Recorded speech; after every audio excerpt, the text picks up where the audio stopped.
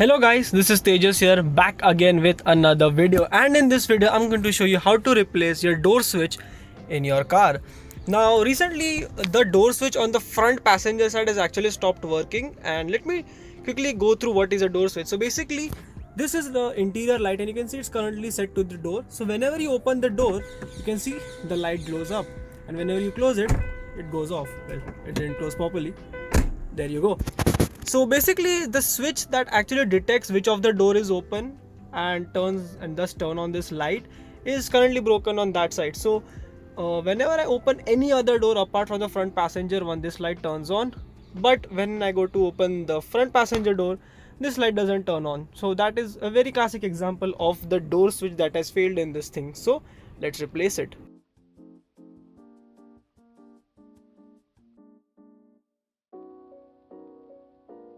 So coming on to the passenger side of the car, you can see when I open the door, that light hasn't turned on yet. That means the door switch has failed. So the door switch in any of the cars is actually located in the back side of the door sill. So you can see this is the B pillar of my car, and if I follow it down over here, you can see this is actually the door switch, and you can see it's currently these switches are normally closed switches, so the light should turn on, but it's not clearly. So let's replace it.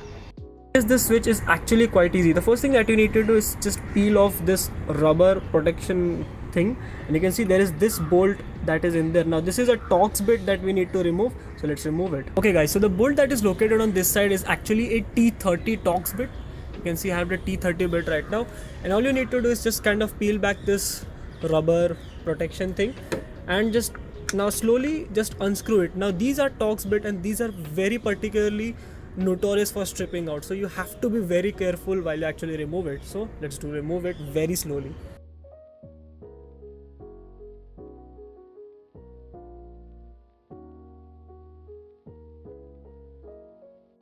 You could see I have removed the bolt that was holding this door switch in place, and now you can see the wire actually goes in, because the connector of this door switch is actually located behind this trim of the B pillar. So now in order to remove that connector, we need to remove some panels from this car. So let's get started. Alright guys, now in order to remove the B pillar trim, start by removing the door bedding in the B pillar, and then move on to this bottom panel, which is only held in by 3 screws, and once that is out, the panel comes right out. Okay guys, so with that panel out, to remove this panel there is only one screw that goes in here, and with that remove, this whole panel just comes right out. Alright guys, so once you have enough space to actually stick your hand behind this panel, all you need to do is follow the seatbelt roller upwards, and you can see this right here is the connector that holds that pigtail in place, and in order to disconnect it, you just kind of push this tab in and remove the connector out. And guys, once that connector is unplugged, all you need to do is just kind of pull this wire through this hole. You can see this wire is very securely attached back here, and you can see there is the old switch that we have removed. So let's put in a new one. Alright guys, I'm back from the market now. This right here is the old part that is broken, and this right here is the new part that I've came up with. Now off the bat, well, these parts don't match up. You can see there is a pigtail on this one which is missing from here, and the connection is actually completely different. So the problem is that this particular switch, this right here, is from Tata. It is not available in the offline market anymore. I can probably get it online, but I don't want to wait like 2 weeks for this part to come in. So what I'm going to do is just kind of Frankenstein this part back into our car. The only thing that you need to look out for is the size, and the size of both of these parts are the same. So we are going to use this one, and this part, you can see the pigtail is already attached to the switch itself. So let's say the next time if this switch does go bad, I don't have to remove the whole B pillar trim just to get this switch out. So what we need to do right now is sort of Frankenstein the wires from this to this one. You can see I've already got this particular bit of wire which just kind of clips into here, and I have this little pigtail that is still attached to this, and there is a pigtail in the car itself. So what I'm going to do is I'm not going to tamper with the pigtail inside of the car, and what I would do is rather cut this pigtail out from this end. I'm going to join this wire to it, and then this will just plug into here, and that should do the job just right. And meanwhile I am here, I would like to tell you that when you are actually getting this, get a new screw or bolt as well, because the switch actually is grounded through that screw. You can see there is this pigtail right here. The switch itself is grounded through the screw to the body of the car. So sometimes because the screw actually rusts out, it could result in a bad connection that could also result in the switch not working. So I have went ahead and got a new screw for it as well. So now let's kind of join all of these things back together and we'll see you in a bit.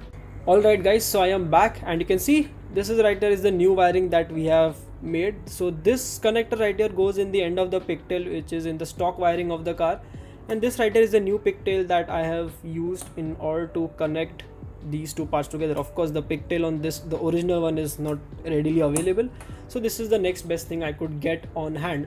So now let's go in the car and put everything back together. So now in order to put everything back together, start by feeding the wire in the same hole as it actually came out, and then just click the connection in and tuck it away. Then take your new door switch, put the small wire to the connector that is located at its end, and then simply feed the door switch into its hole that it rests against, and then put your new screw in the door sill. Now at this point the door light should turn on, as the circuit is basically complete when you put in the screw, and as you could see the door switch works flawlessly, and that's a job well done. And in order to finish the job, just put every single panel back together. Most of them are just clipped in, apart from this bottom panel which uses 3 screws. So just puts everything back together in reverse order and you are done. Alright guys, once all the panels are back in, just put the seat back on, and now you can see the interior dome light is closed now, and when I go ahead and open the front passenger side door, the dome light lights up and you can see the new switch is in. So that's a job well done. So if you find this video helpful, make sure you drop a like below and tell me your thoughts in the comment section below. I'll be glad to hear them. So until then, meet you next time with a new topic. Bye bye.